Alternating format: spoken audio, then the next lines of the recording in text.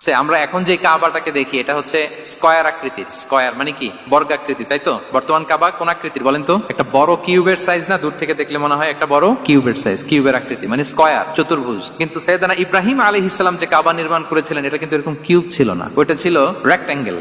Rectangle ছিল, মানে আয়তাকৃতির ছিল, এরকম লম্বা। এই যে টেবিলটা যেরকম, টেবিলের যে শেপ এরকম ছিল, এরকম লম্বা কাবা ঘর ছিল আয়তাকৃতির। কিন্তু এখন এটা কমে স্কয়ার আকৃতির হয়ে গেছে। এর কারণটা কি? কাবা একবার ওখানে অগ্নিকাণ্ড ঘটার কারণে ধ্বংস হয়েছিল, ফলে কাবাকে আবার রিনোভেশন করা লেগেছিল, পুনর্নির্মাণ। তো কুরাইশরা সিদ্ধান্ত নিয়েছিল কাবা পুনর্নির্মাণে আমরা কোনো হারাম টাকা ইউজ করব না, যার কাছে যত হালাল টাকা আছে নিয়ে আসা হলো। কিন্তু হালাল টাকা যতটুকু জমা হয়েছে এটা দিয়ে পুরো কাবা নির্মাণ হয় না, অর্ধেক হয়। ফলে কাবা যে আয়তাকৃতির ছিল সেটা না হয়ে গেছে কি বলেন?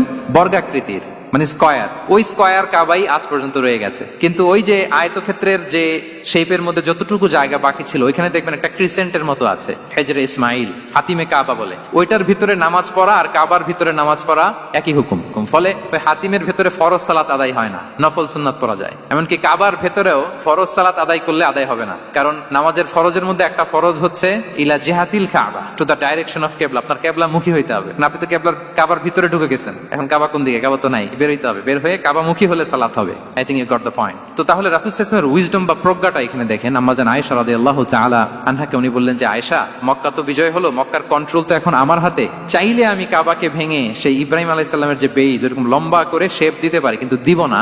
কেননা দিলে মক্কা একটা ক্যাওস হতে পারে। কি হতে পারে?